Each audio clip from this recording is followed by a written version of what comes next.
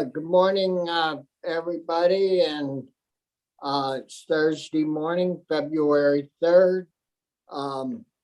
We've got a group of folks with us, and we're gonna discuss microplastics with a DRAT in a situation where you use a DRAT system. And so that's what we're going to be taking testimony on in this morning. What brought us to having this discussion was back, I believe it was last year, over in Maine. They had a farm that was spreading sludge from waste treatment plants on their fields, and they found all sorts of chemicals in that soil that basically resulted in that farm being, the animals all had to be sold. They couldn't grow crops. And so anyways, it brought us to the conclusion that maybe we ought to talk, and we have talked about microplastics as well as sludge on farmers' fields. And so that brought us to this meeting to get some input from you folks on how that was being handled, and if we had anything to worry about with these meat products going through the DRAT, going to a generating system on the farm, and what happens to that bedding or the leftovers from that, and if there was any chance of getting plastics mixed into our soil and any other contaminants that would render that farm land or hurt that. And of course, we all know that Vermont has a reputation of having high quality, fresh, wholesome products, and of course, good air and all those other good things that rank us up pretty high as far as market value on any products that we produce and sell. So with that, I want to get the meeting started, and we'll introduce ourselves. Brian, would you like to lead off? Yes, thank you, Mr. Chair. Brian Collmore, representing the Rutland County Senate District. Good morning. I'm Anthony Polina, representing Washington County. And I'm Corey Parent. I represent Franklin County and Alberg. And I'm Bobby Starr, and I represent Orleans and Essex counties. Senator Pearson will be joining us in a few minutes. He had a 9 o'clock appointment with another committee to testify on a subject, so he'll be a little bit late, but will be coming along. I set it up where we would hear from Eric Roy from UVM. So Eric, would you like to lead off? And we understand that you folks have been doing some work on this, and would like to hear from you in regards to your work and your research. Sure. Thank you very much for the opportunity. How much time should I spend? I have probably more than enough, and I've provided a PDF of my materials, but I don't necessarily need to go over all of that now. So how much time? Well, I think take as much time as you really need to answer, leave a little time for questions, but take as much time as you need. Okay.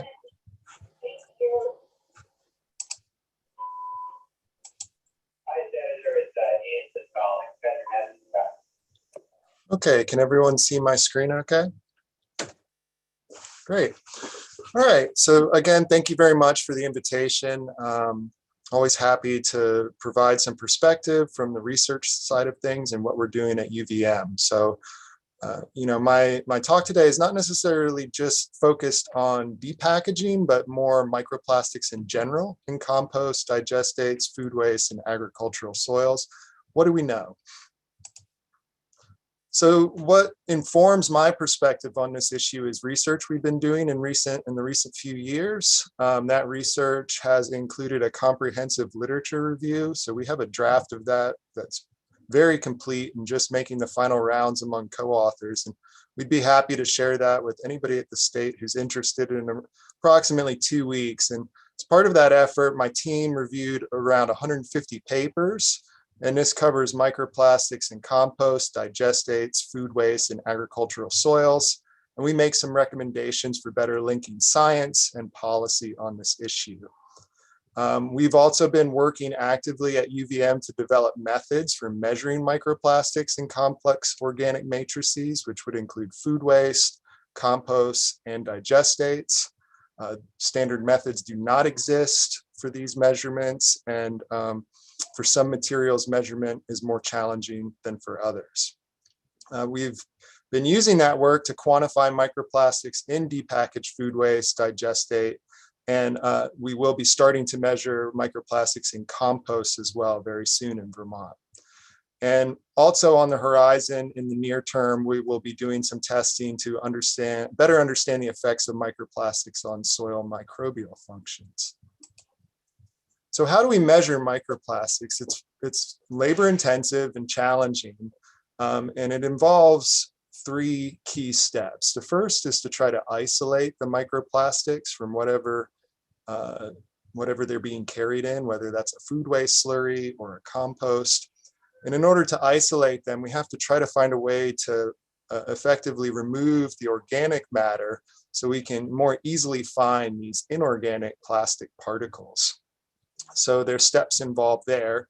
And then we have to identify those plastic particles.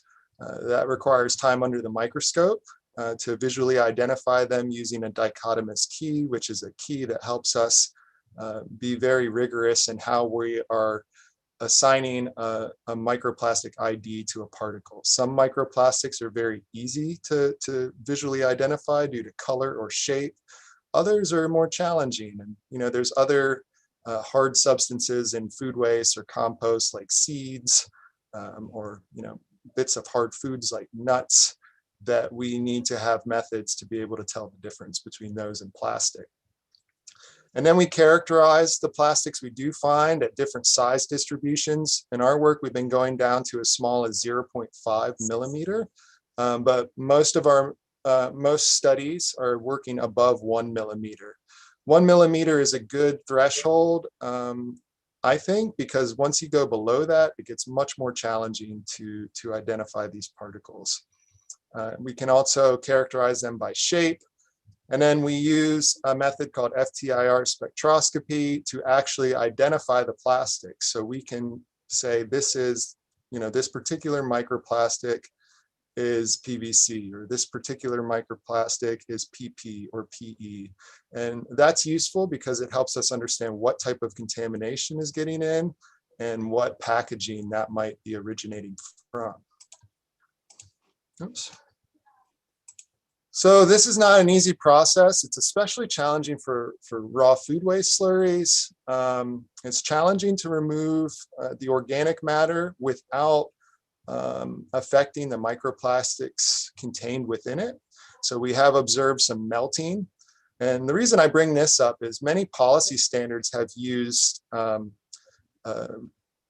thresholds based on mass. So they'll say, a compost or digestate can only be a certain percentage microplastics by mass, or plastics in general by mass. And so one of the challenges with that is you have to be able to accurately not just count the plastics, but weigh them. And so we've been working through a variety of methods to try to find ways to best preserve the microplastics as we isolate them so that we can better do that, actually have not only count values, but mass values as well. You know, we've been getting some better results where we can kind of get these cleaner particles, and we're using these results to help us understand the relationship between particle counts and the overall mass. And we think that's important and can inform future policy. So in the literature, you know, we're the only ones doing this around here that I know of, and there are no data really from elsewhere in the United States so far. There are several studies from abroad, including Europe, Asia. And so we've brought that information together in our review paper, and I just summarize it briefly here. I think that the one thing to keep in mind is while the depackaged food waste has received attention on this issue, microplastics are being detected in all sorts of different organic residuals, including composts made with food waste, as well as composts that are derived from green waste. So not necessarily food waste, but other waste such as yard waste. And the counts vary quite a bit by several orders of magnitude in the literature, from as low as 12 to as high as 82,000 for green waste derived compost. And for digestates, for example, 70 to 895 particles per dry kilogram. And then for food waste, about 40 to 1,400 particles per dry kilogram. But again, policies are often being written with a requirement that's based on percent by mass. So if we look at that, there's less information available in the literature on percent by mass, but what is available shows the ranges shown here. And these are very small. You know, most of the measurements are coming out below 0.1% by dry weight in these materials, but there are some that are above that. All of the measurements for compost and digestates we see in the literature below 0.5% by dry mass. And it can vary in food waste quite a bit depending on how that food waste is handled. The highest result in the literature is actually from a food waste that came from source separated household bio-waste. This is not necessarily material that passed through any sort of mechanical depackaging. So there's a lot of variability in what's out there, and we've kind of brought all that information together to inform the conversation here in Vermont. So some limitations here. There's fewer results for percent by dry weight. Most researchers are still measuring microplastics in terms of count of particles per dry kilogram of material. And the wide variability we see is likely driven by multiple factors. So this could include the feedstock, you know, what was used to make the compost or digestate, the processing methods, how was that feedstock handled, and what was the exact composting or digestion process. And then very importantly, what methods were used to detect microplastics. So this includes what sizes you included in your counts, and no standard methods exist. If we include smaller and smaller sizes, we will get larger counts. I don't have enough information to say if that means we'd get larger mass as well, because as you get smaller and smaller, these particles are very, very light. And for what we've measured here in Vermont, the data we have so far for 2 depackaged food waste and 1 digestate in Vermont fall within typical ranges listed on the previous slide. So we're not seeing anything here that makes me think our materials are special that we've been looking at in Vermont. These are in line with compost, digestates, and other food waste that have been analyzed around the world so far.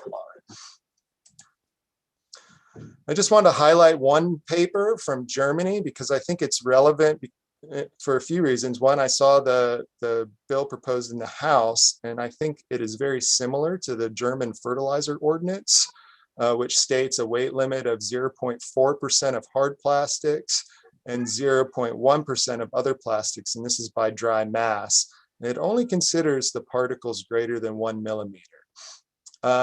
And so this study from Germany looked at some sludges from wastewater treatment plants, as well as digestates and composts. All of these materials passed the threshold set in the German ordinance. And you can see, most of the digestates and composts were, around 0.05% by mass or less. And so the question, obviously, that's spurring this is not just what's going on with food waste management, but our interest in preserving agricultural soils. I just want to make some points on this as well. One is that there's multiple pathways of microplastic introduction to agricultural soils. This includes primary microplastics. These are particles that are engineered to be small. So this could be things like plastic-coated, controlled release fertilizers, treated seeds, and capsule suspension plant protection products. Then what we've been talking about in this conversation is what we'd call secondary microplastics. So these are formed from the breakdown of macroplastics. And there's various ways that these secondary microplastics can make it to agricultural soils. Contaminated soil amendments are one way that can happen, but there's also other ways such as plastic mulching, in some cases irrigation water. Microplastics have been found to be moved in the air, so atmospheric deposition is one way they can end up in soils. And then especially soils near roads or in areas where there's more litter, you're likely going to find more microplastics. Not all of these sources affect every site, and in the literature we've reviewed the detection of microplastics in agricultural soils as well. These range from the tens to thousands of particles per dry kilogram of soil. And so this overlaps with the reported ranges for compost and digestates. So it's important to consider the food waste management issue is only one potential pathway by which microplastics could be introduced to soils. What happens in the soil? Well, the effects really vary a lot in the literature, and they vary primarily depending on the polymer type. So what type of plastic are we talking about? And the nature of the soils. Is it a sandy soil? Is it clayey soil? What's the soil pH? Things like that. Microplastics have been found to increase soil aeration, water repellence, and porosity, and decrease soil bulk density and aggregate sizes. And on the biological front, there are reports of soil microorganisms being affected by microplastics. This includes things like changes in species dominance or diversity at particular doses of microplastics to the soil, or changes to the overall microbial biomass. There's also been documented effects on earthworms, which can consume and transport microplastics. There's some studies that have showed some lower germination rates for plants, and also some studies that have showed some reduced root, shoot, or total biomass growth at particular dosing rates. Sometimes these dosing rates are quite high. For example, a 10% by mass dosing rate of microplastics is extremely high and not something we would necessarily expect to encounter in many agricultural soils. But this research is still developing, and there's a lot that's unknown. In some instances, negative effects were only observed for some polymer types, but not others, at certain microplastic sizes, but not others, and at certain soil pH. Sometimes inhibitory effects were observed at lower, but not higher microplastic dosing rates. And there's limited evidence so far that crops uptake plastics into their biomass, although there are some recent studies that have reported finding microplastics in cultivated crops, and more research is underway to better understand what are the mechanisms by which microplastics could make it into above ground portions of crops. Some of the weaknesses in the research on this topic: there's a lot of variability in the results. There's no easy way to determine the environmental relevance of existing ecotoxicity studies. We have a disconnect where people are measuring microplastics in the soil in terms of counts of particles per dry kilogram, but the ecotoxicity work is using dosing at various % by dry weight. So there's no easy way to reconcile those two approaches. And and to say whether or not these tests that have been conducted are actually realistic in terms of what we would expect out in the field. And then there's just a general lack of information when we see shifts in the microbial community. What does that really mean for soil function? The EPA has weighed in on this too. They did a review of their own, and I concur with some of their key findings. I'll just highlight a few here. Much remains uncharacterized about the environmental fate and exposure to plastic particles in compost and digestates. The available literature does not provide substantial evidence of environmental or human health effects, but there's a lot more work that needs to be done there. It's also unclear how the risks associated with compost and digestates originating from food waste would compare to those of background levels of plastic contamination. We don't really understand what those background levels are now in Vermont, and so that's important information we need moving forward. There's a bit of, I just want to mention, there's a gap here on this issue between the viewpoints of scientists and the media. Most scientific studies, about 67% in a recent study, were framing the microplastics risk as hypothetical or uncertain, with 24% presenting them as established. In contrast, most media articles reporting on microplastic impacts, 94%, imply that the risks exist and harmful impacts are highly probable. So, you know, the majority of scientists are still not sure exactly what risk microplastics play. And I don't think this means we shouldn't be doing anything about it.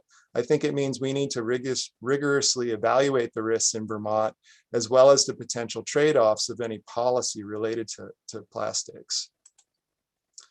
And so we've been working to try to synthesize all of this information with some recommendations on how we can better harmonize science and policy. And just starting on the left of this figure, we think that the key thing to do first is to develop standard methods for measuring microplastics in these different materials. And those methods need to be applied consistently so that we can have results from different tests that are comparable. And then we need to do the work to actually measure what's out there already in food waste, compost, and digestates, as well as in agricultural soil. So to characterize that, what types of microplastics are we finding? What size fractions are we finding? And then once we characterize that information, it will become easier to understand what upstream and downstream policies could have an effect on microplastic pollution, to identify the key sources of that pollution, and to also evaluate the impact of different separation strategies, whether that be manual sorting versus mechanical depackaging on microplastic composition. And very importantly, we need to understand ecotoxicity thresholds and effects at real world concentrations. So what we would expect to see on a Vermont farm. And once we have that information, I think we'd be ready to have regulatory standards for contamination, to actually work towards standards for food packaging design, to have clear management guidelines for different food waste streams, and to ultimately have a risk-based regulatory standards for microplastics content in organic fertilizers. And I'll close with a few final thoughts on the bill I saw come across, H501, which may be considered by your team soon. This is very similar to the policy currently used in Germany. Focusing on microplastics greater than 1 millimeter makes sense to me because it becomes much more challenging to measure them below that threshold. And the 0.5% by dry weight limit seems reasonable to me. Based on the results reported in the literature, it seems most composts and digestates will test below this threshold. So if the goal here is just to identify materials that are excessively contaminated, I think this would be an appropriate place to start this threshold. But we have really limited information on what's out there on a mass basis. We have not actually done any calculations of microplastics on a mass basis in materials in Vermont yet, so we'll need to fill in those gaps to better understand what this regulation would mean. And I would just say there's uncertainty about the environmental benefits. We're not really sure about the effects of microplastics in the environment, so it's not totally clear what the benefits of limiting their input would be, other than just trying to reduce litter generally, but the exact environmental benefits are still somewhat unclear, as well as the potential costs. If a policy is too strict and it results in a lot of organic material being landfilled, there are environmental costs with alternative management strategies too. So we need to look at this in a holistic perspective. My biggest question about Vermont's future approach on this issue is the implementation and enforcement. These measurements are very labor intensive, and currently no standard methods exist. So what will be the required frequency of testing, and who will do the testing? I think this is something that could create a lot of work, and I think that's we just need to think carefully about what that means for capacity of testing, cost, and things of that nature. And that's all I have.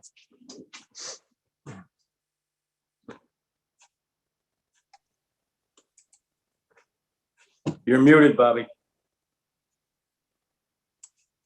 Sorry. Thanks a lot, Eric, and very good report. Is there a way you could send that report to us electronically? Yes, I've emailed it to Linda, and it includes some additional information I didn't get to today too. So, but you'll have that.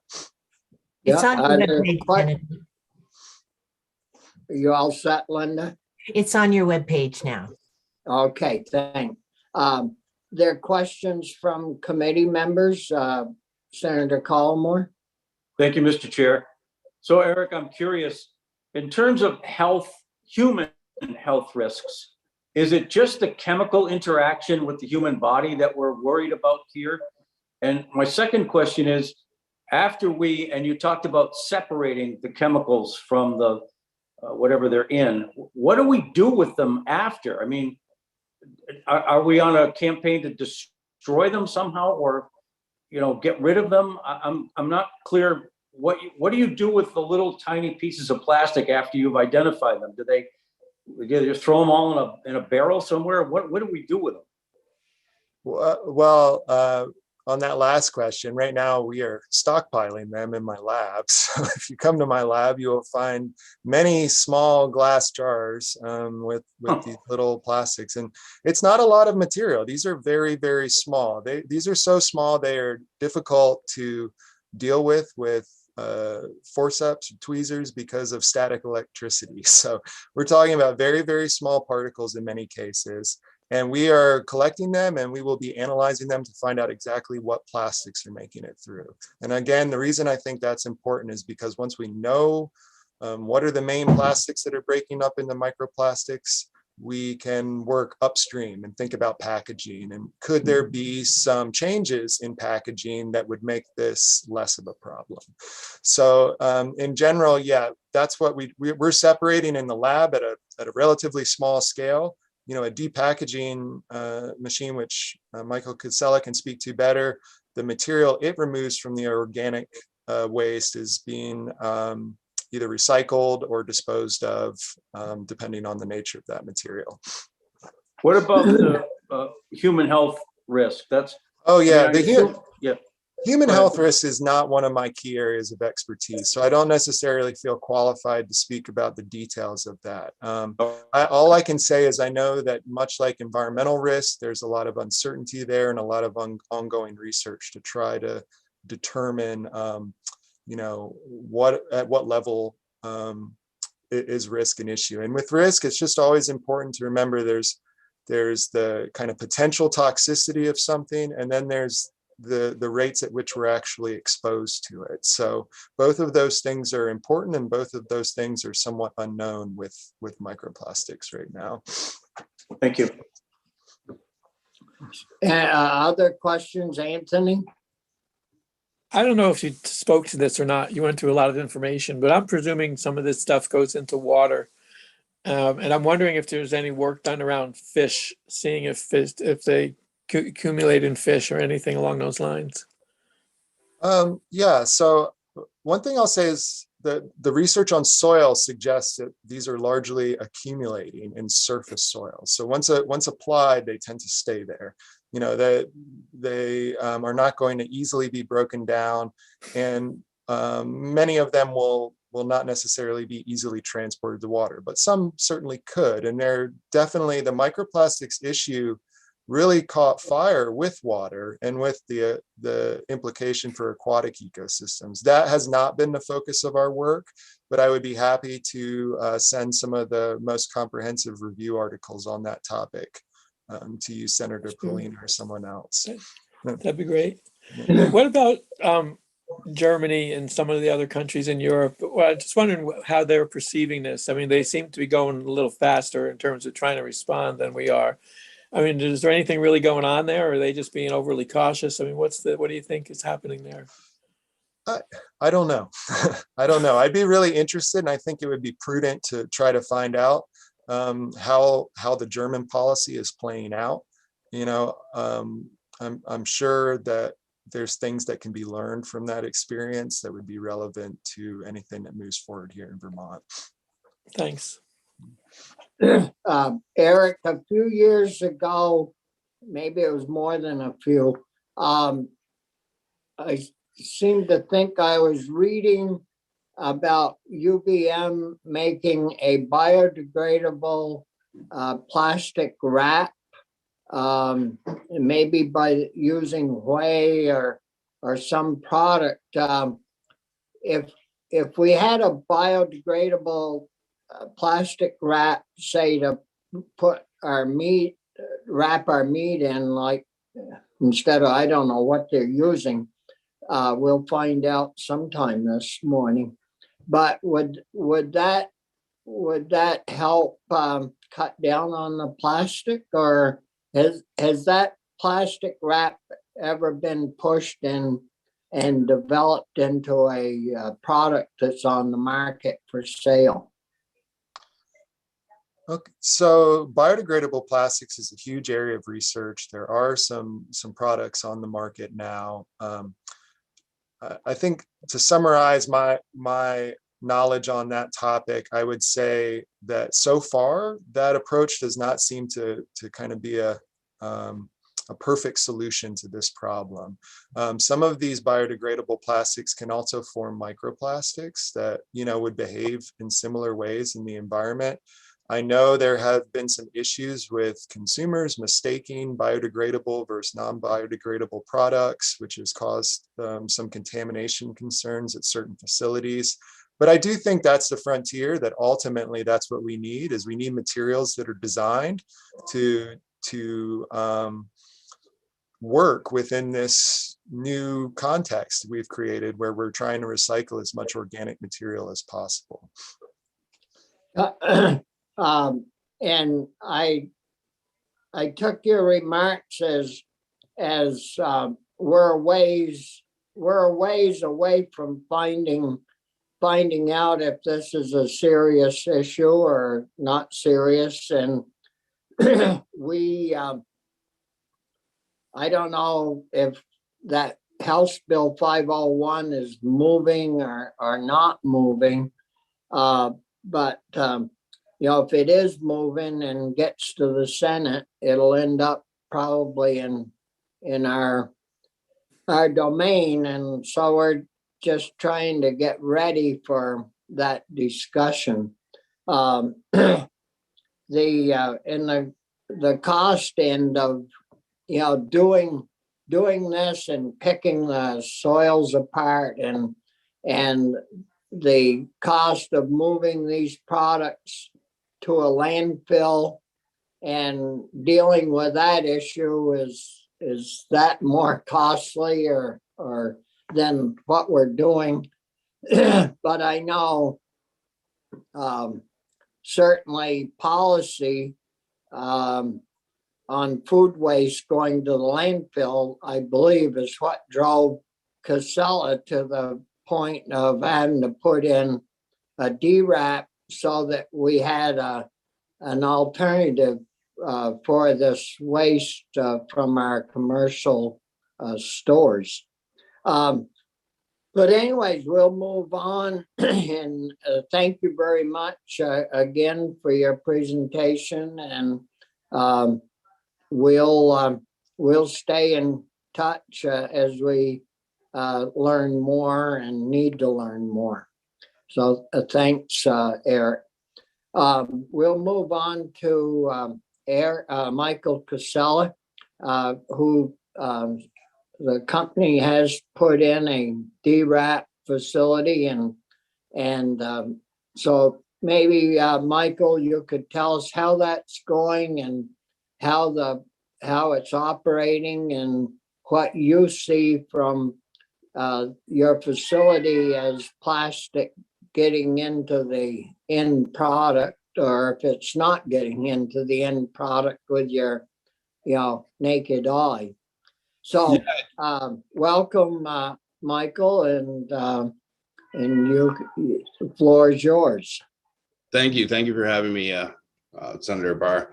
I think it's exciting to be here and just sharing kind of some of the ins and outs with the organics business, and some of the aggressive policies that were pushed through with Act 148, and kind of giving you where we're at in that process. And I'd welcome any of the senators or anyone that would actually like a tour. We've been doing a lot of tours of the facility to come out and check that facility out and kind of see how the operation, because you get a really good understanding and picture of the materials and other things that we're moving. To date, actually, as of last year, we actually diverted over 10,900 tons of food waste, and that would otherwise go to the landfill, and we turned it into renewable energy, renewable natural gas or electricity. So those are two of the outcomes of that. And then some of that packaging, whether that packaging was able to be recycled or landfill, we recycled as much as possible as well. So we are creating new products with this. I think we're really excited in Act 148, pushing organics forward and diversion. We've invested over $3 million with this unfunded mandate to try to help further the policies that were put in place. I think it was a very aggressive policy at the time. And with that, there are many details to work through and a lot of research that needs to be done. And when I testified in 2017 on Act 148, we urge policymakers to have a consistent management plan or regulatory standards for all facilities handling food scraps, as we were concerned about contamination. And because of that contamination, actually, we reached out to UVM and have been working with them since early 2018 to understand and actually have some science and testing protocols and measures behind that. So we've been working with Eric and actually funding that research to understand, how big of a problem this is and how do we test for it and how do we actually improve the process and how do we do the right things for the environment. And I think all our material that's coming in, we actually profile every stream that we have coming in. So we have a special waste department that handles every request that we have for material. So if you're a beer store and you've got expired beer, we do a complete chain of custody and a form, so we know where that material is coming from and what's actually in that packaging and product. And then we try to run that material through the equipment to understand what it's actually doing in that equipment and if we can handle it and accept it. And some of the things that me getting into this business, not understanding, there's some things that we don't want to take that do need to go to a landfill. I can use a perfect example is we had a lot of contaminated bags of lettuce that had salmonella. So went and worked with health experts and other researchers to understand if that is material that we wanted to take into the facility, and said, no, we cannot take that material because of the human health risk. So we're taking it extremely serious and really trying to understand that. And I think whether it's depack or compost or anyone handling food waste, you're going to have contamination. And one of the things that, I would really like to bring up is, today in recycling, right? And we've been doing recycling for around 35 years. At those facilities, you still have around a 10% contamination rate. And that's some of the best in the nation. On average in the nation, there's around a 25% contamination rate of every ton of recycling that you're processing. So in my mind, every ton of material that you're bringing in at a recycling center at some of the other facilities, there's 1 ton to 2.5 tons of contamination. And when you think about recycling, you think about it as a factory where the material's coming in, you're sorting through that material, and then those materials that are contaminated or not recyclable are going off the back end where they're being handled properly. I think, I'm happy to answer any questions or any thoughts that the committee members have and help kind of show the process that we've got. Michael, you said 10% of the product that comes into your DRAP is contaminated, or is that 10% in the whole state of Vermont? So when I was talking about the 10%, that was more comparing organics recycling and where we are today, right? If you look at recycling and completely separate, right? I'm talking more bottles, cans, cardboard, paper, plastic, right? Those facilities have around a 10% contamination rate. Yeah. As an industry as a whole, it has more of a 25%. Right now, what we're seeing with the depackaging facility, we have 10% that's being pulled out by weight that we're either disposing of or sending to recycling centers, depending on what that material makeup is. But that's being processed and pulled out. Yeah, and if we talked about meat products from one of our grocery stores, do they separate out like the meat products that are wrapped that they ship to you from say the lettuce that's or is that all in the same container? So how we operate today, we have some customers that mix material together that they can't handle. So if it's packaged product, we have some routes that handle packaged product and packaged product only, or we're doing more tractor trailer loads. A lot of what the DPAC was built around was larger scale manufacturers that have tens of thousands of tons. They may have a bad batch of one product because it hit an expiration date and they need to get rid of 100 tons of material. We're handling that material.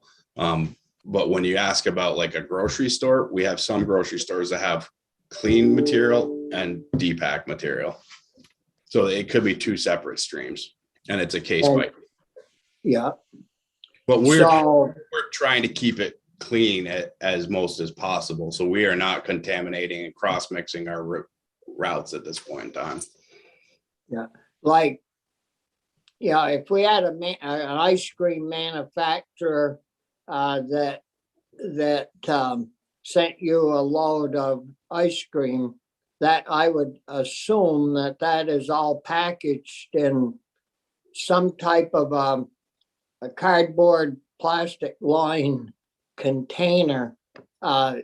Your DRAP machine cleans that pretty well, and the cardboard separates pretty well, or yeah, I think it does do a good job with a lot of different materials, and I think it's kind of a engineering process to understand what material you're getting in, and I think that piece of it is kind of in the compost world, right? There's a lot of variability that's coming in to any plant. I mean, if you look at if you're picking up compost from a school, right, you might have some products that are really dry. For example, they did taco night at the university. You've got one container that's full of tortilla chips, and you got another container that's full of salsa, right? Two very different consistencies, and how you mix and blend those is going to be very, very different, right? So every material coming in, you really have to have a good plan around what you're going to do with it or how you're going to manage it. Yeah. Of the 10,900 tons that you talked about, would that have ended up in the Coventry landfill? Is that all product that would have ended up there if you didn't have your DPAC? It would have ended up at the landfill, or it would have ended up at other out-of-state facilities. So it would have been trucked down to Connecticut or Massachusetts, or further transportation to other facilities. Yep. Questions from the committee? Senator Collmore? Thank you, Mr. Chair.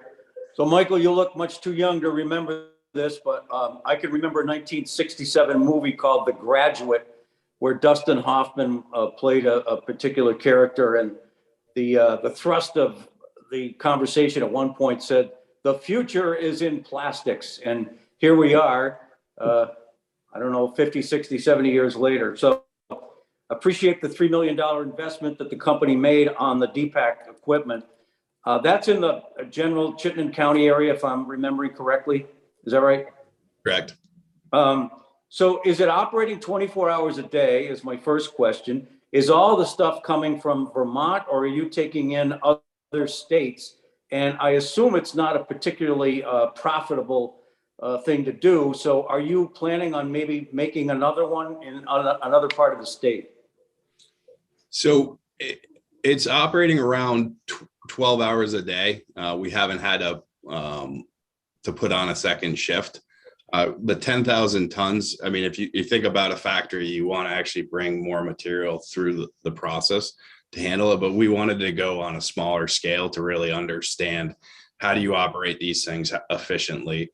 How do you tweak your process and engineer more solutions for other products? Because really it's going to be based on a geographic area as to how many people are going to bring that material and be able to afford to truck it to you. So you're kind of looking at the economics of the whole thing.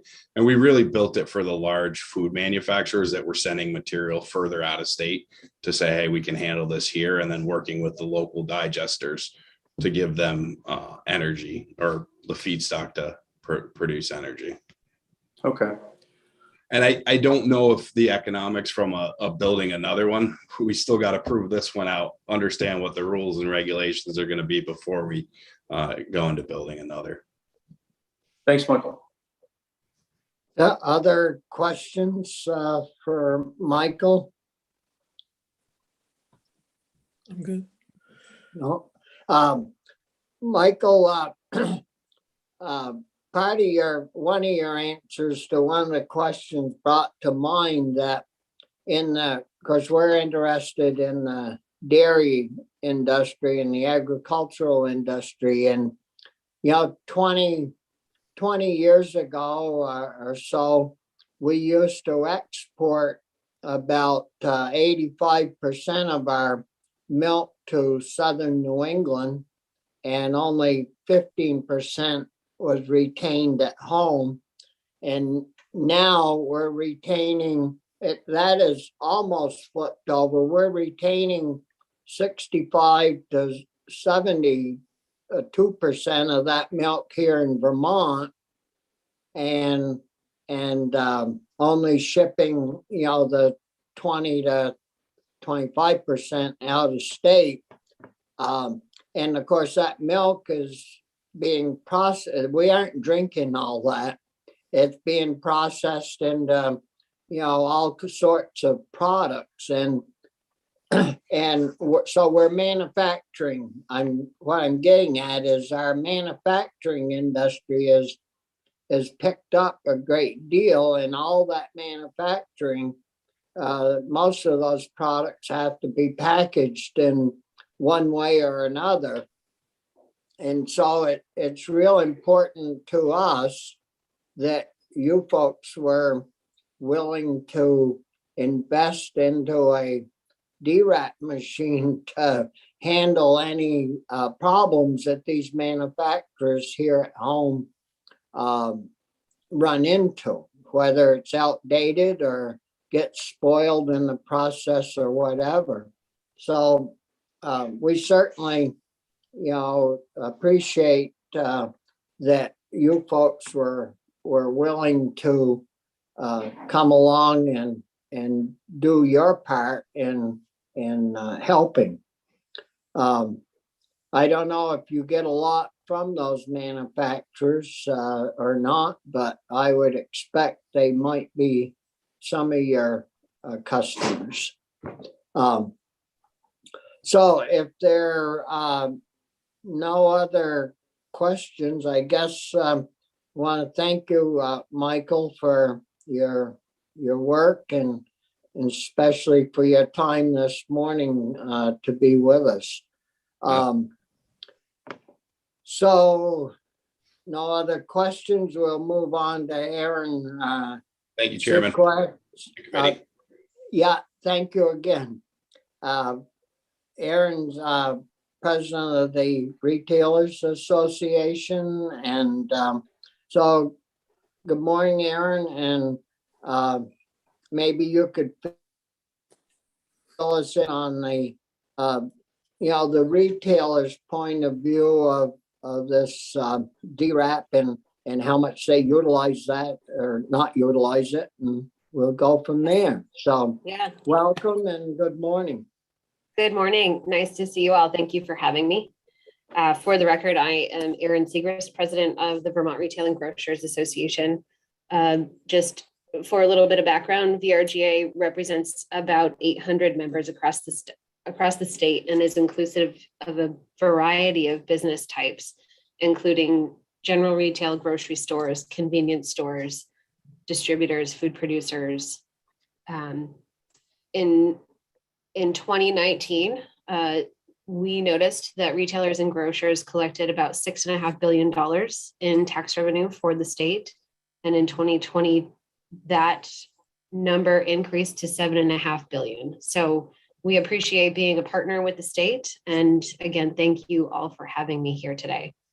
I will touch on the role that grocers have in the diversion of organic waste.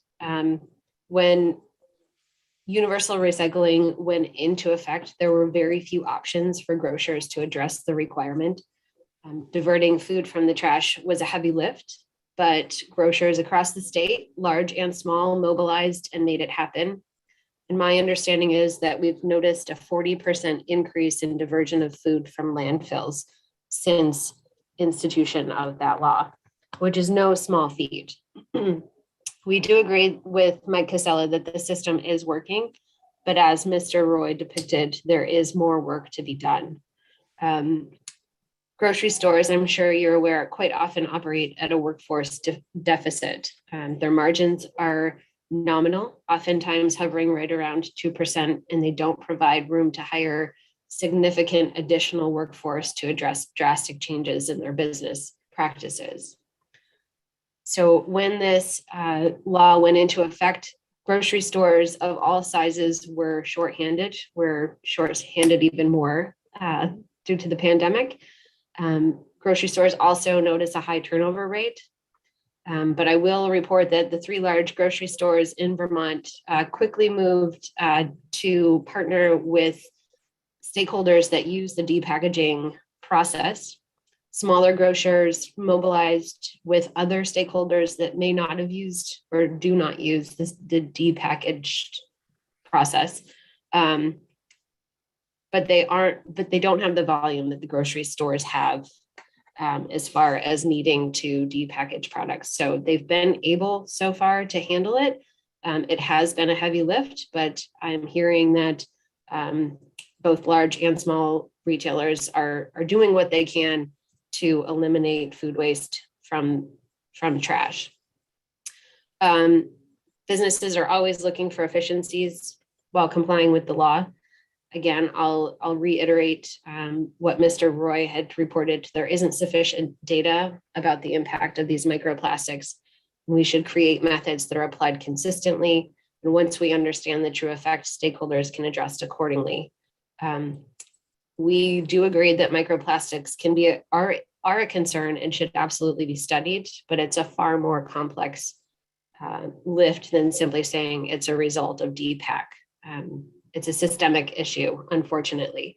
It's an issue with packaging in general, and in a perfect world, we would have less packaging, but consumers demand convenience. And unfortunately, that's a reality that we all need to acknowledge. But again, grocers of all sizes are willing to continue the work in identifying ways to reduce the microplastics within the soils.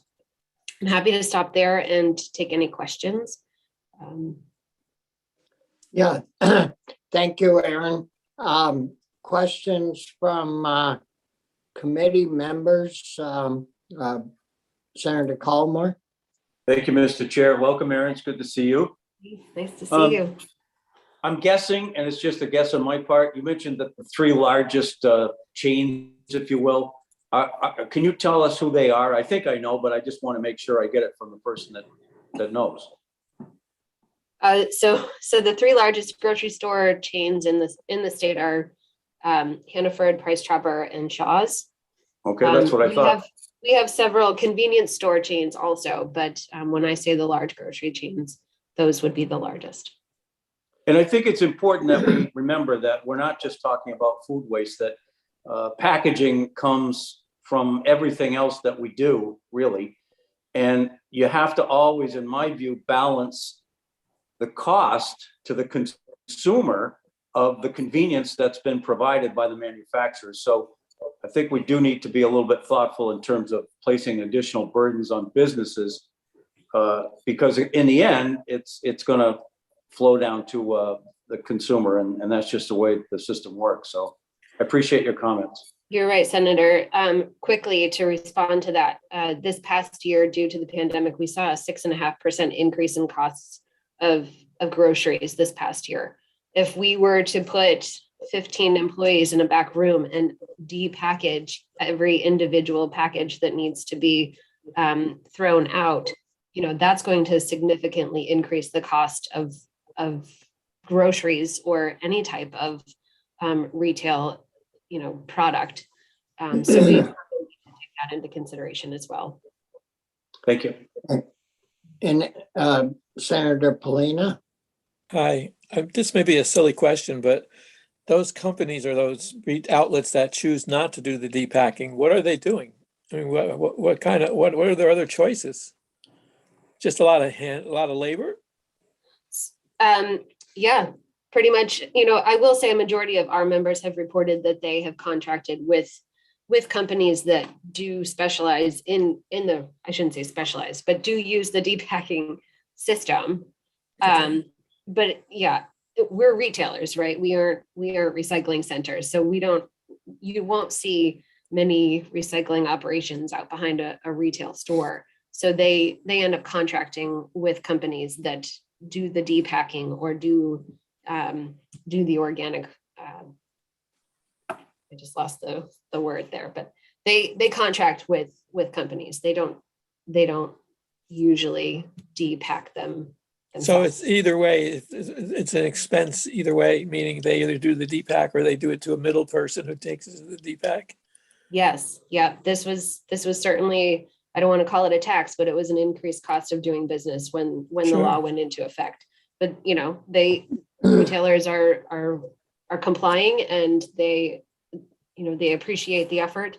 I think it's taking a little bit longer than we would have anticipated to get to a point where we can continue to move forward, and not have an environmental impact. These are unintended consequences, I guess, is what I'm trying to get at. Sure, no, I appreciate it. I realize it's an expense, that's for sure. Yeah. Appreciate it. A question I probably, pardon me, a question I should have probably asked Michael and didn't. But do you have any idea what it costs to send a dumpster of product to DRAP? I should ask Michael what he charges probably, or a ballpark number if that's. Do you have any idea, Aaron, what that might be? No, that is a good question, Senator. I don't have that information, but I'm happy to ask a couple of members, and provide that information afterwards. Yeah, thanks. And the other question I have, we deal in Senate Ag a lot with with food issues, trying to get people that are hungry more food and of course we spent millions of dollars making sure that, kids get their meals at schools and in the whole 9 yards. Do your stores that you represent, do they mark prices down on product that's getting near the expiration date and trying to move it that way rather than waiting until the day it expires and then trash it? Yes, that's a good question. They have several different efforts. Yes, they do decrease the cost of some products and put them in a clearance section in the grocery store. Usually that's, towards the back. But yes, they do decrease the costs as it's nearing its expiration date. In addition, if they have products that are able to be donated, not just the large grocery stores, but grocery stores, large and small across the state, work closely with organizations like the food bank or the local food shelf to donate product to make sure that those who may be less fortunate have access to other products as well. And I'm happy to share some information afterwards about how much some of these grocery stores have donated in the past several years. Yeah.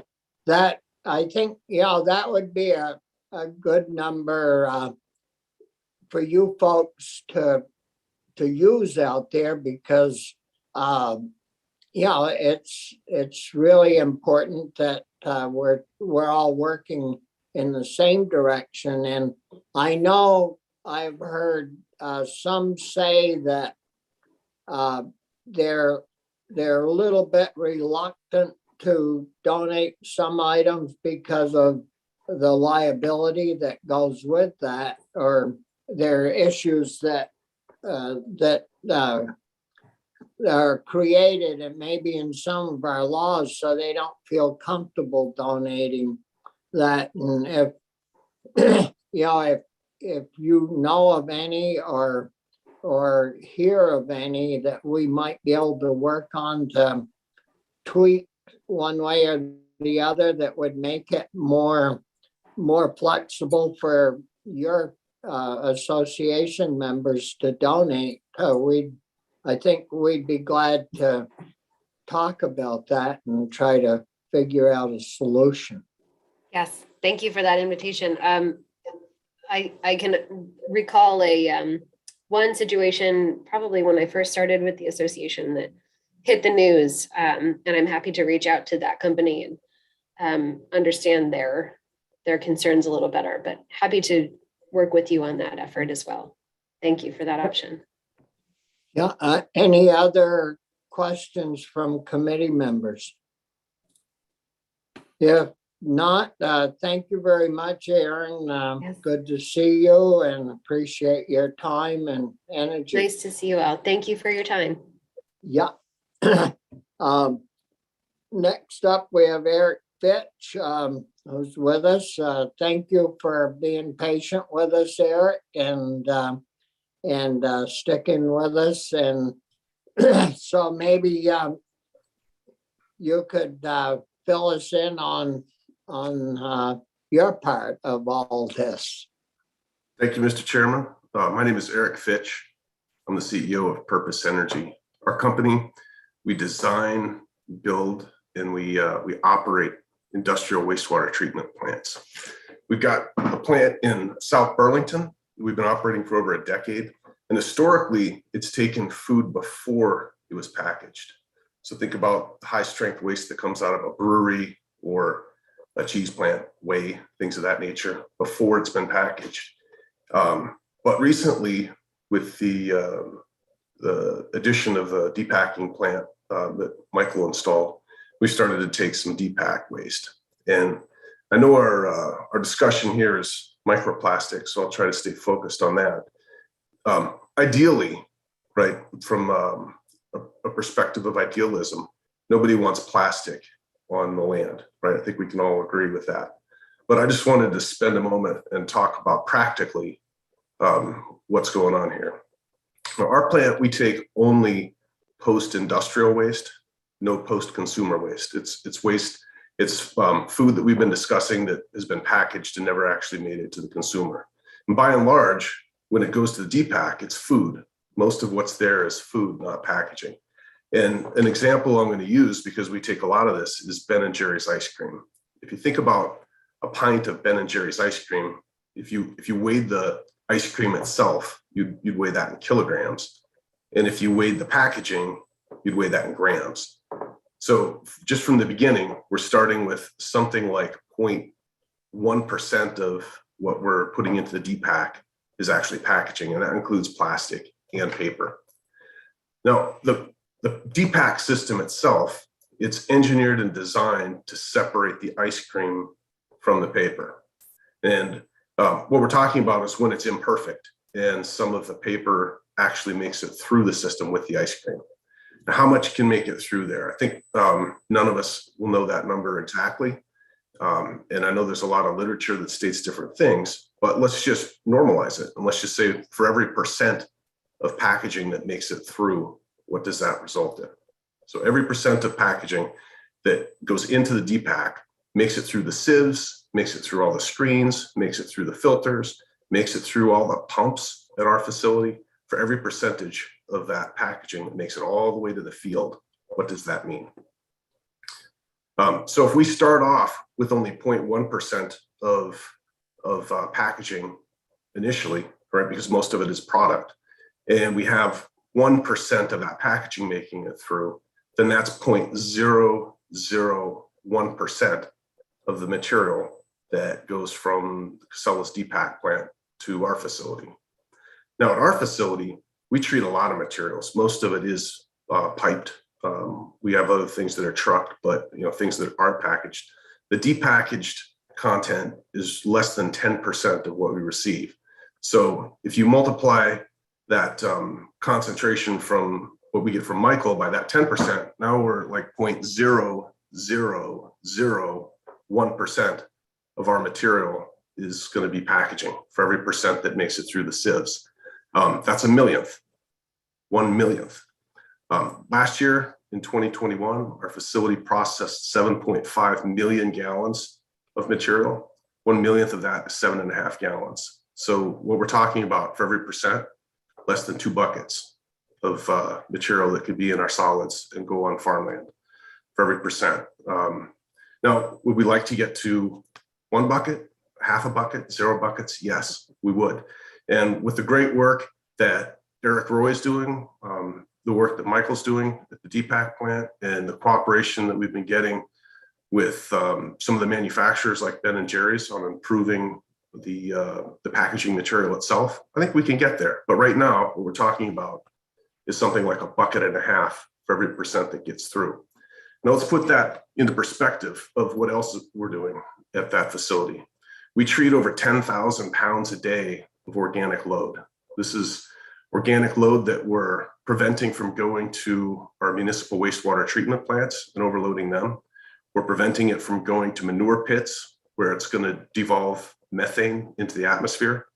And in fact, we're taking that 10,000 pounds of organic load and converting it into 300 kilowatts of baseload renewable electricity that we export through our Section 248 project. Last year, we generated 160 dry tons of dewatered solids that were applied to farmland in the state of Vermont. That contained over 3,000 pounds of phosphorus that we were able to recycle. That's 3,000 pounds of phosphorus that did not end up in Lake Champlain. And it's 3,000 pounds of phosphorus that was not imported from Morocco. Further, we put over 20,000 pounds of nitrogen back on Vermont soils that didn't have to be imported with chemical fertilizer. How many was that, Eric? Excuse me, sir? How many pounds of nitrogen? Over 20,000 pounds of nitrogen in 2021. So over 3,000 pounds of phosphorus and over 20,000 pounds of nitrogen. So, in perspective of all the things that we do. We don't want to be processing plastic, but it's possible that that bucket and a half of plastic is worth the benefit. And we'll just have to wait and see what the results of Professor Roy's studies are to find out, does that bucket and a half actually have a detrimental effect? Or perhaps it's insignificant compared to the amount of litter that we see blowing off the highways. Yeah. Well, you certainly have taken a lot of phosphorus out and saved us on water quality from our fields. That's and the nitrogen. Now that nitrogen goes back to the fields that you spread this waste on. Is that the way you measured that, Eric? That's right. So our facility, we're regulated by air quality, wastewater, solid waste, and Agency of Ag. When we dewater these solids, we make this cake that looks like a potting soil. We send samples of that to a lab Endyne, and they report what the dry weight content of phosphorus and nitrogen is for us. And the hauler will give us the tare weight and tell us how much material we haul each time. And from that, we can back out how much phosphorus and nitrogen we're land applying. Yeah. Well, and you do the electric generating right at your facility. Is it all in one location? Yeah, that's correct. The facility we're talking about is in South Burlington. It's on Bartlett Bay Road, behind what used to be the Magic Hat Brewery, which is now Zero Gravity Brewery. The facility was initially designed just to take load from the brewery, but over the years we've been bringing in additional material, like this ice cream that's depackaged by Casella in Williston. So Casella takes the product to DRAP, then they bring you the ice cream to your place. Is that the way that works? And that's right. So it'll go in a van trailer from St. Albans to Casella's depackage plant in Williston. And then they'll unload it, run it through their depack system. The paper goes one direction, it gets recycled. The ice cream gets pumped into a holding tank there. And when there's enough volume in that holding tank, they'll use a tanker truck and truck that stuff to our facility in South Burlington, where they offload into one of our holding tanks. And then we'll dose from that holding tank into our biological reactor. And the reactor will convert the ice cream, the fats and the sugars in the ice cream, into methane gas. And the methane gas is used to fuel the generator. Yeah. The knee bone connected to the hip bone. That must be quite a process to watch, from start to finish. But you're going from St. Albans to Burlington. And in Burlington, it's all processed and put into electricity. So there isn't a lot of trucking involved. I mean, it's a pretty compact way of getting rid of that waste and putting it to good use. It beats exporting our money to Connecticut to do the same thing. Yeah. So questions from the committee? Senator Colmore? Thank you, Mr. Chair. Not maybe a question, just a comment. And I'm not sure how long the DPAC facility's been up in Williston, but I find it very interesting and actually encouraging that Purpose Energy and Casella and the ice cream manufacturers have figured a way, without us getting involved in terms of legislature, to get this stuff done. And I salute you. I think it's great that, because you mentioned, Eric, I think prior to the dewrapping facility, you were not going to take anything except the industrial kind of thing that you had, right? That's right. We were just taking pumped and tankered materials. Without the DPAC, there was no way for us to access ice cream that was inside of a container.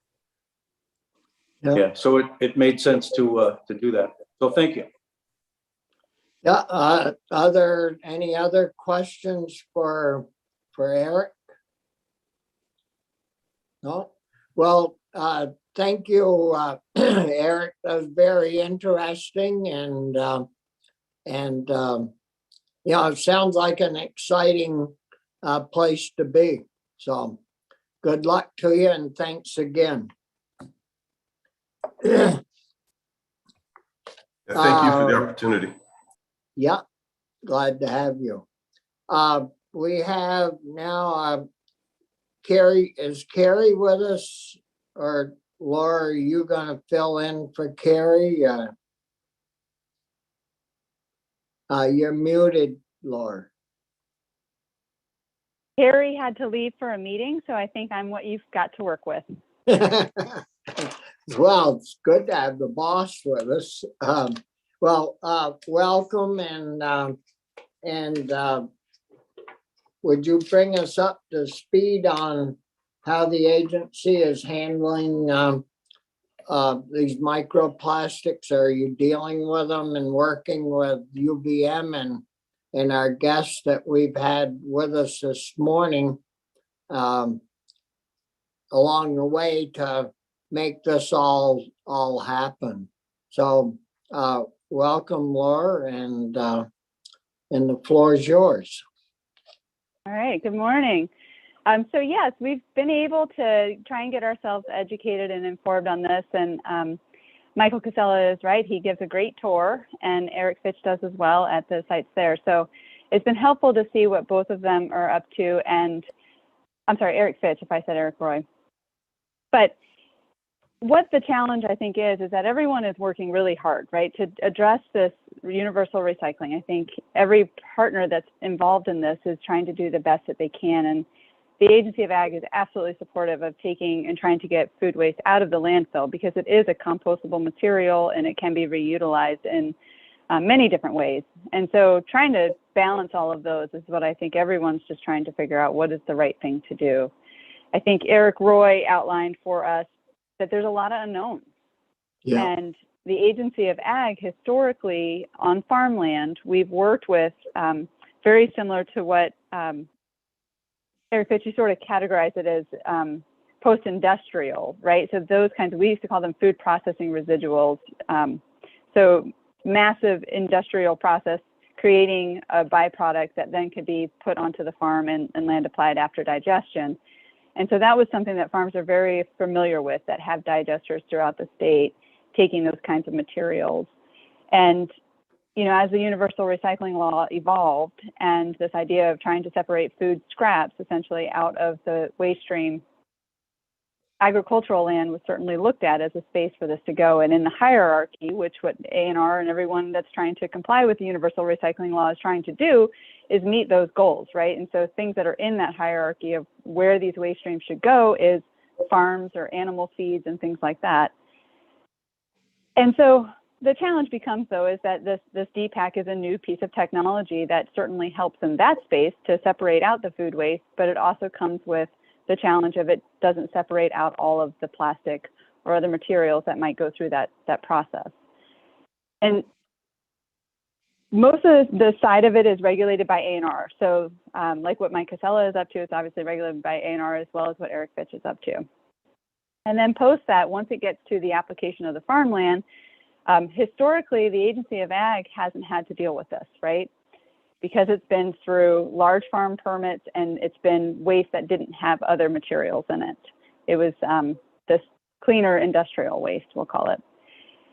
And so now we're in this space where we're trying to understand, because we have a new program, we discussed that in the last time I testified with you that the A&R indirect discharge program stopped saying that if waste is put into a pit or a digester, that it falls under their jurisdiction.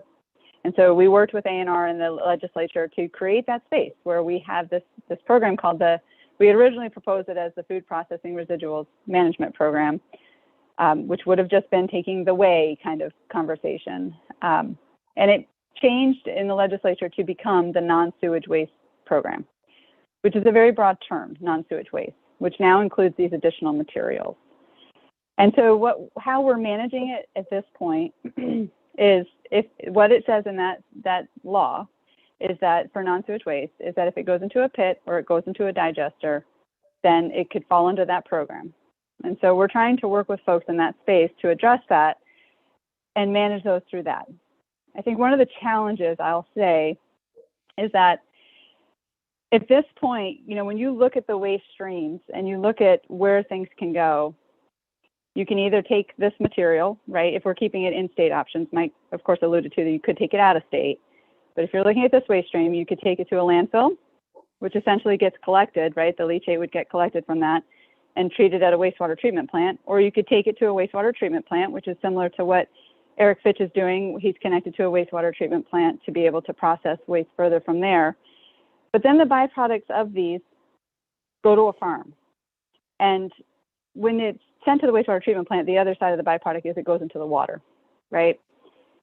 And so when it's in the water and it's through all the plants throughout the state, as an example, we're seeing that there isn't one single point where you could go and look and say that there's a concern here. It becomes more background and it becomes more everywhere in the landscape. What our concern is, and what we, again, there's so many unknowns, but is that when you go and you spread it on a farm field, that farm field is there and that material stays in that farm field. And so this liability and concern, if down the road we have issues, because we know that there's potentially, we know that there's microplastics in this, and there's a potential that there could be PFAS in some of these. And so when the farmer has land applied all of this, and then in the future we learn about there's challenges with what that has done in the landscape, that liability to that farmer, because it's on their land and you can literally go and pinpoint where that is one of our concerns for the agricultural perspective. Senator Starr, you had mentioned in the earlier part of this that related to biosolids and related to PFAS, you know, there are farms that are really impacted by these kinds of situations when they've land applied society's waste on their farms. And it has shut down some of these farms. And that's where, you know, we're just raising the flag of concern. We have a lot of unknowns, but we want to make sure that as a society, if this is what is being asked of the agencies and the partners to do, as far as how we manage a waste stream, that I think we need to have more rigorous standards on trying to understand in the future that we can report and explain where this material went, how much of this material went there, and so we have this record. And I also think that there should be protections for the farms and an understanding in a liability space that is openly conversed about, so that long term there's more there to protect the farm from addressing this. Because again, this is all of our waste, and the farms are being asked to recycle it for us, but yet they shouldn't bear the brunt of if in the future they contaminate their own well or contaminate a neighbor's well or something to that effect. We don't know that would happen. And to be very clear, that's some of the challenge with the unknowns. But what our concern is at this point, we have this non-sewage waste program that has some authority over some aspects of this, but not all aspects of this. It is not a program that is a permit program. It's not a program that has tracking and accountability at the degree that, as an example, as a parallel, the biosolids application program has at ANR. And so this is just our concern. And you know, again, appreciate trying to recycle things. The agency has always been in this space where we're good with things that aren't mixed with plastics, because if you were to level this playing field and suggest that for if the market for recycled plastic disappeared, we would not tell people that they could chop up this plastic and land apply it, right? We would tell them you have to take it to a landfill. And so in this space, because we've commingled it with manure and diluted it, this is what we're looking at doing, right? And so we've got to make a decision. Again, the agency is happy to do what we need to do in this space if this is the public policy space that we're asked to go into. But we just want to raise this concern that we want to make sure that the agricultural land is not the space that then down the road, we don't know where it is as a state perspective, and we don't know how much or when it occurred. So just a stronger support for a better program space and more accountability to ensure that the farms are protected. Well, that interesting, Laura, and I mean, that's why, you know, I'm sure when you're talking about problems on farmland, you're talking probably about the issues that we read about and heard about from the state of Maine. So that's of course why we brought this up. I guess last year we even got to it, and trying to figure out, how to help the processors, the food manufacturers, everybody, so that we've got a handle on this and can track if we do run into a problem, track it to the source. Before we get the committee member, Eric, did you have any comments on Laura's presentation, that if you contract with farmers, or how that works, with your at the very end of your process, you must have some left over, something left, that in where that goes? Yeah, you're speaking to me, correct? Yes. Right. So this is the material we were talking about. We have, last year we had 1,825 tons of material that was land applied. And this material, when we process all the organic waste, there's bacteria that do the work. The bacteria create more bacteria. Eventually you have to pull some of them out, otherwise it gets too dense. Also, the phosphorus that goes through the system would otherwise be released to the wastewater treatment plant, and that can't happen. They can't manage the amount of phosphorus that comes through our system. So we precipitate that with iron and make an iron phosphate. So our solids predominantly are dead bacteria and iron phosphate. This is what we take to the farmer. And this is what we've been taking to the farmers for years. It's a great soil amendment, and we're rumored to have grown the state record pumpkin on it. The question here is, if we take depackaged ice cream, could now there be something else in this material that we've been taking to the farms for the last decade that could cause harm to the farms? And that was the point of my discussion. The amount of risk to us is something like 1.5 buckets combined in that 1,825 tons of material.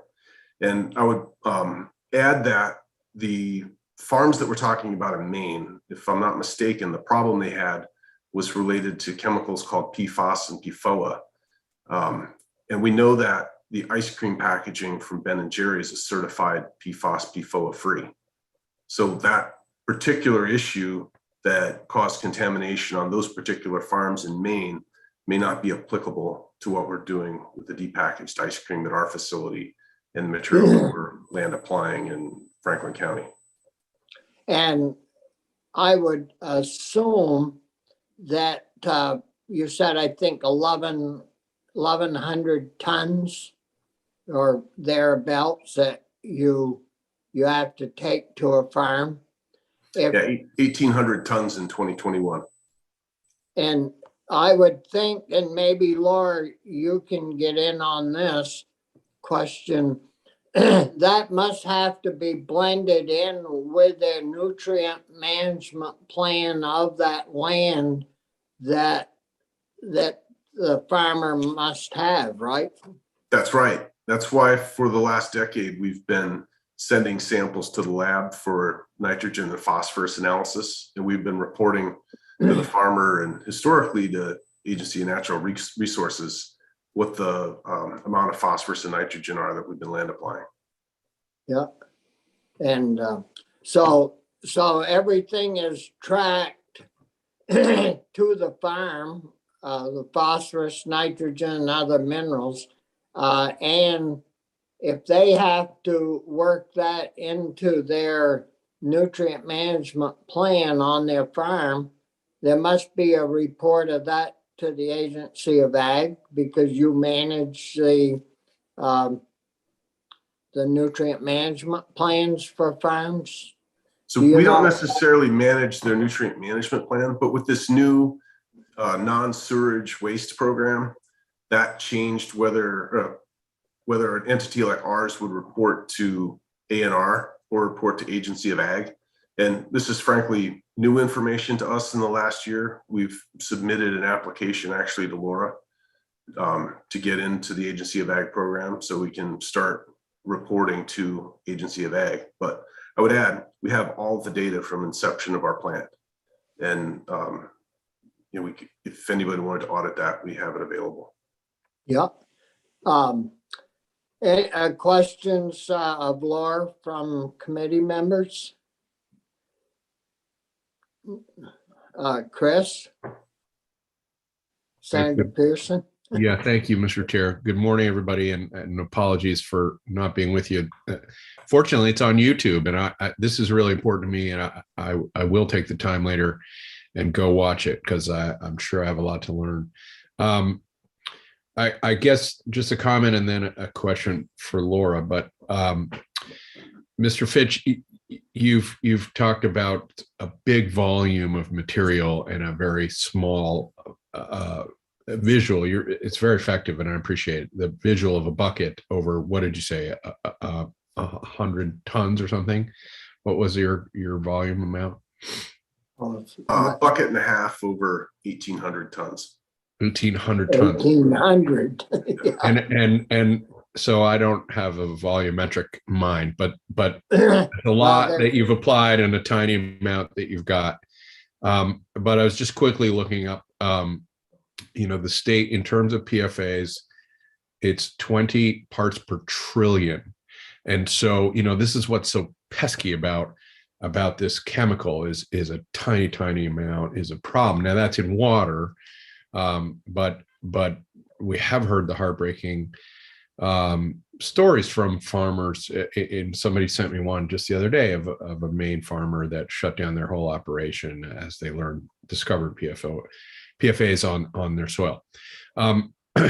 My question for you, Laura, is I don't know what the right thing to do is. But I am concerned about kind of the approach. We seem to be continuing with the practice while we wait for the data to tell us what the right thing to do is. And that's a little upside down into my thinking. And I guess I wonder what you think about that. And then can we expect from you, and I saw A&R on the call, Matt from A&R a while ago, but could we expect recommendations? Because this seems a little over the head of a legislative committee in terms of expertise.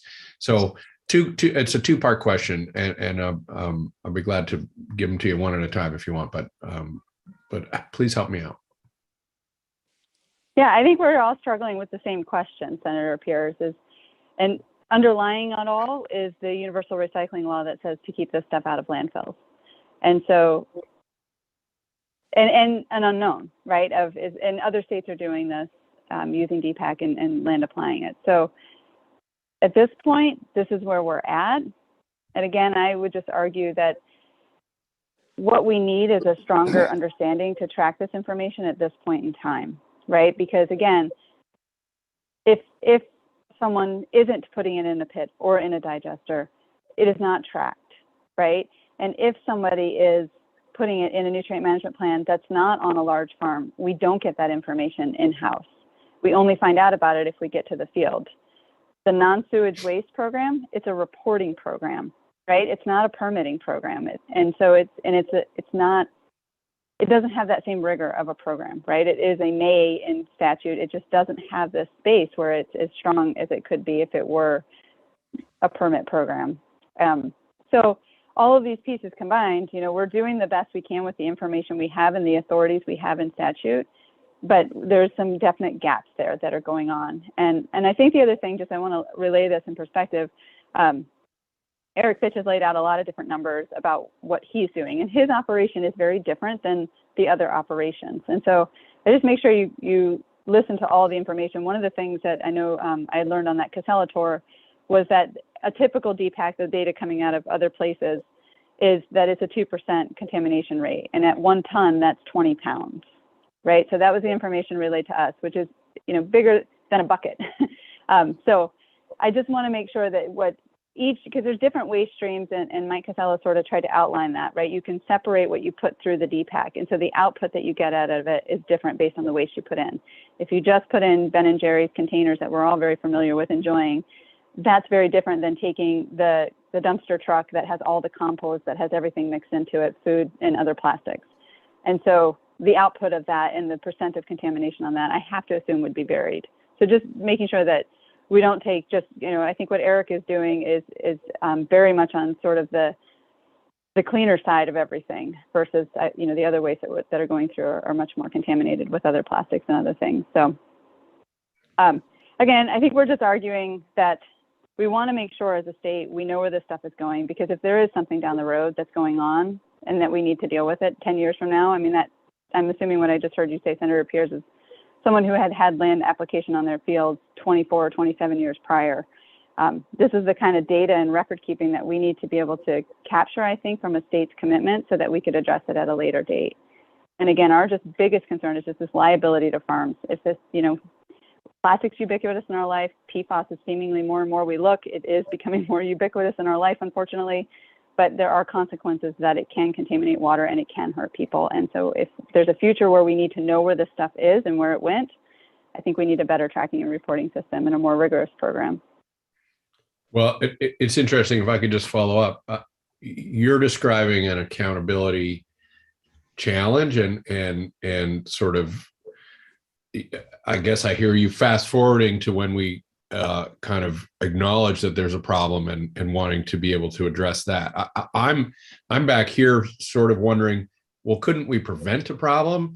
Sure, we need to know how to protect people in the event that we know there's a problem.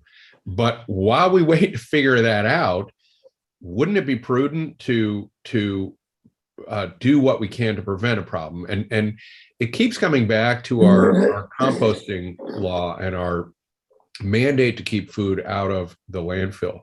But that is a policy. What is seeming to me to be the problem is the strategy to get to the policy. And the strategy is not in state law. The strategy is how people are trying to figure out how to deal with this waste coming out of supermarkets and industrial process. That I think it's important that we hold that aside.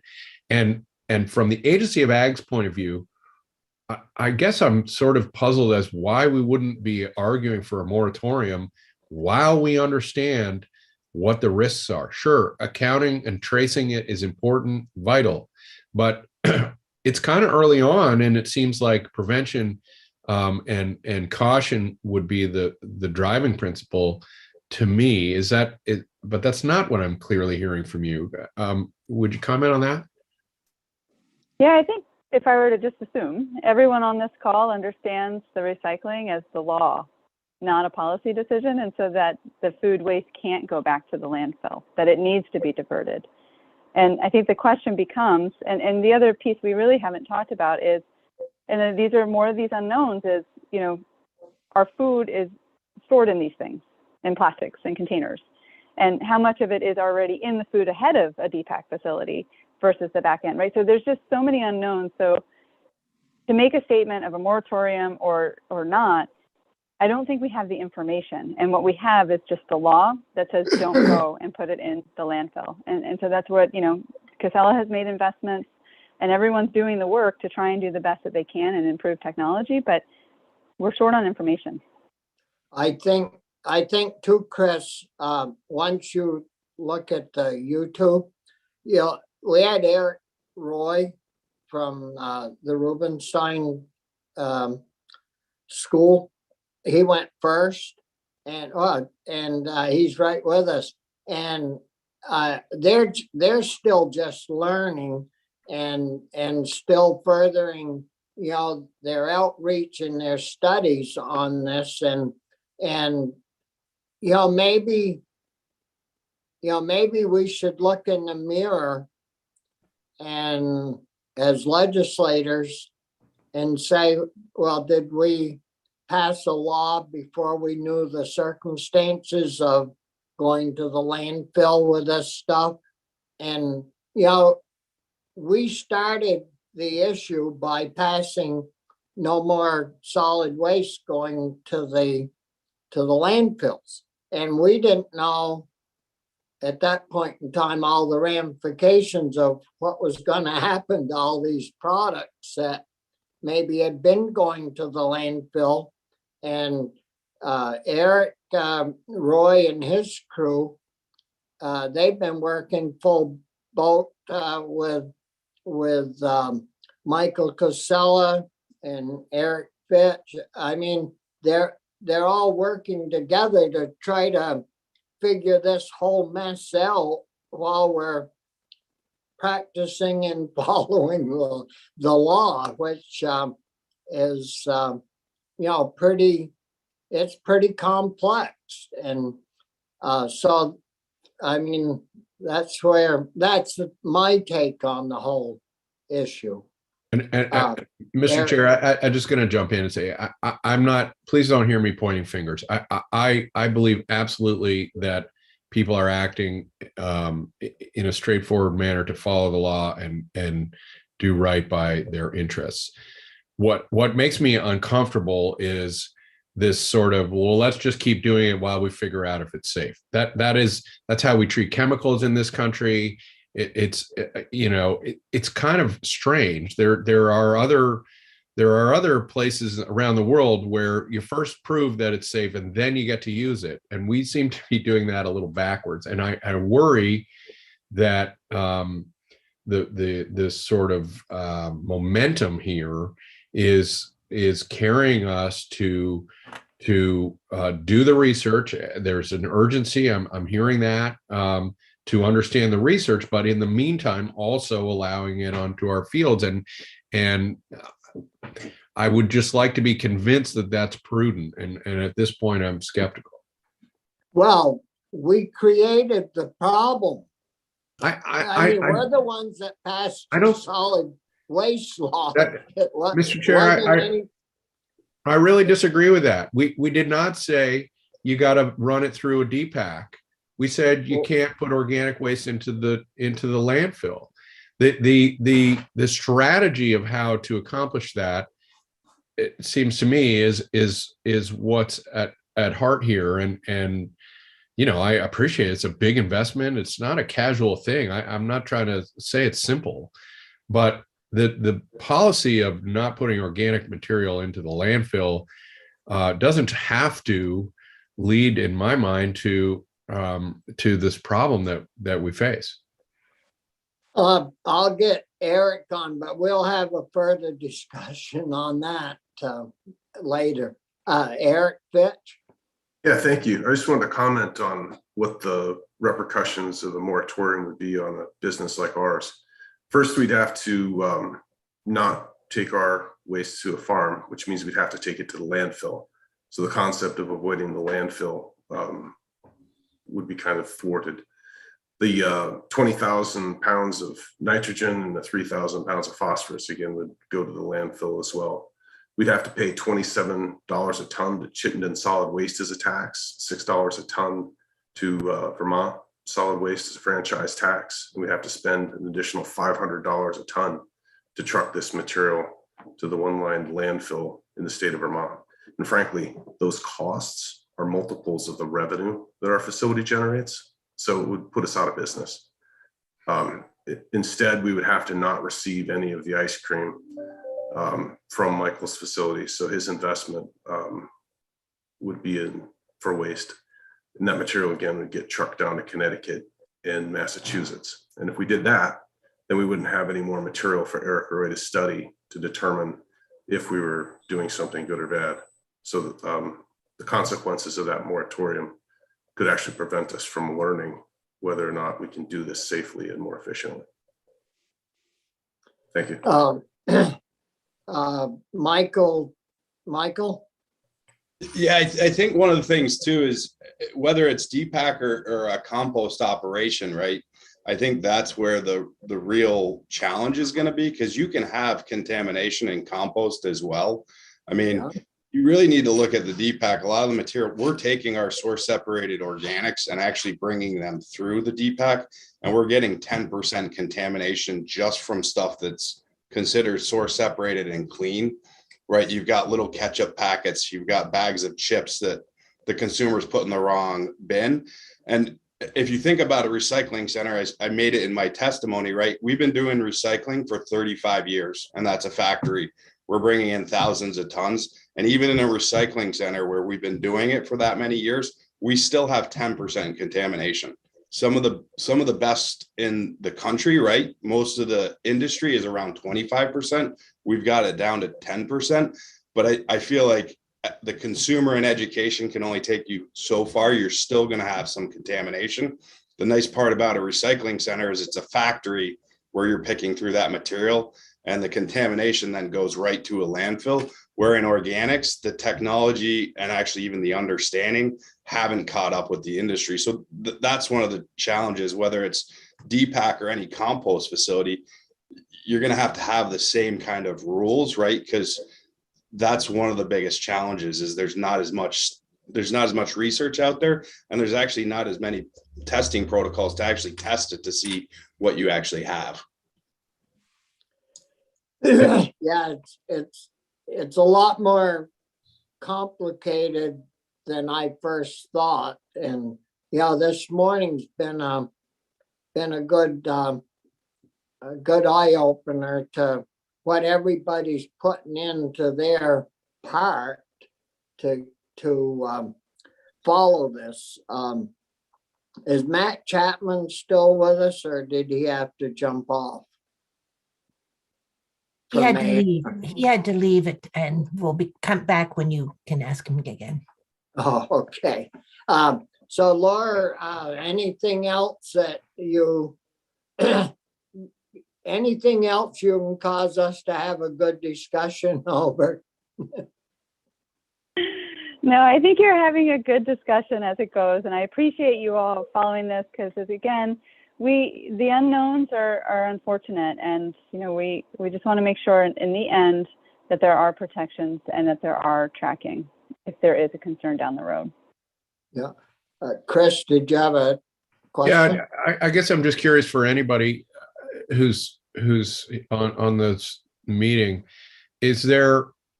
I'm sort of hearing either we do this and we spread it on farmland, or we don't, and there are big business ramifications for not doing it. But is there any other?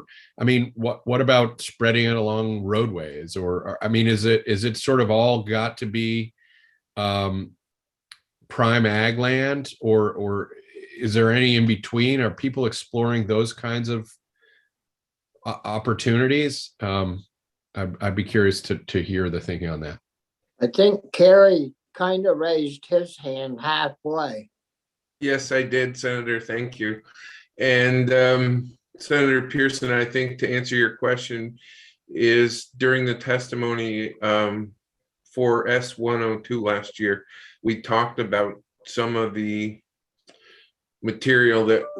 organic material that wouldn't meet a standard to go on ag soil being used for those other highway medians and capping landfills. So those discussions have been had in when the material is considered a soil amendment. So we weren't invited to this particular table until a couple of the changes that were made last year. One, allowing non-sewage waste in manure pits that Laura's managing, and the other piece is for us to regulate soil amendments, not just fertilizers, but soil amendments.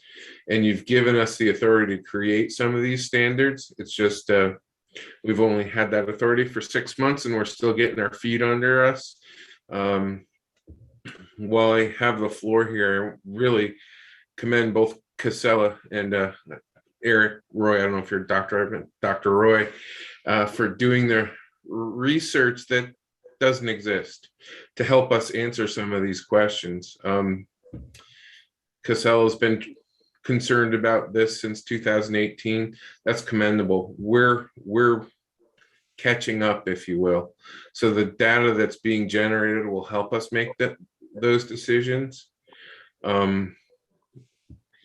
And very much looking forward to what Dr. Roy and his team make available to both us and as regulators and you as legislators in the coming weeks and months. Laura had mentioned informed consent. We very much want to go into this with eyes wide open with farmers aware of what they're taking, with everybody aware of what's going on the land and future ramifications. I tend to agree with you. Maybe the strategy for implementing the universal recycling law needs to be rethought, but that was left open for the Agency of Natural Resources and people disposing of this waste to sort of implement. If modifications to implementation need to happen, I believe that's a discussion that can be had. Thanks for your time. And I hope that sort of answers your question. Yeah, and from what I heard this morning anyways, is Vermont is actually ahead of the curve compared to what other states have done and are doing. And, Eric Roy and is a lot of his program, I believe, is being funded through Casella Waste to try to determine and to figure this whole thing out, which, we're in pretty good shape with what we have going on to try to get up to the curve and meet it before it's too late.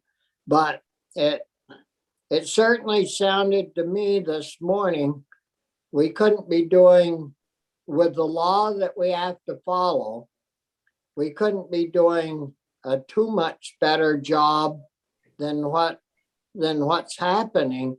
The only other interesting part that I just heard from Carrie, we could take and spread this stuff on the medium of the interstate.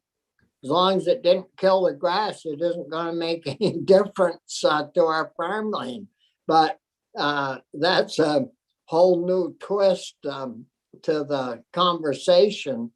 But it's pretty important that this nitrogen and the phosphorus reduction and the nitrogen positive, if we can put that back into our soils, it certainly saves our farmers from having to buy nitrogen, which, of course, on the Connecticut side of the east side of our state, we don't need any more nitrogen over there. So I'm glad to hear you're at least sending it to Franklin County. Where we use nitrogen. So are there other questions from the committee? Any questions from any of our participants this morning? If not, I don't see any. We'll have to get Matt Chapman back in sometime in the near future to hear A&R's point of view and how they're dealing with this. But to end this, I want to thank all of our guests that we've had with us this morning. I think it's been, the subject matter has been very well covered from a lot of different perspectives, right from the grocery store to the DPAC to the end user of these products that we're keeping out of our landfills. I think we know that we've got a long ways to go, and before we reach the end of all this.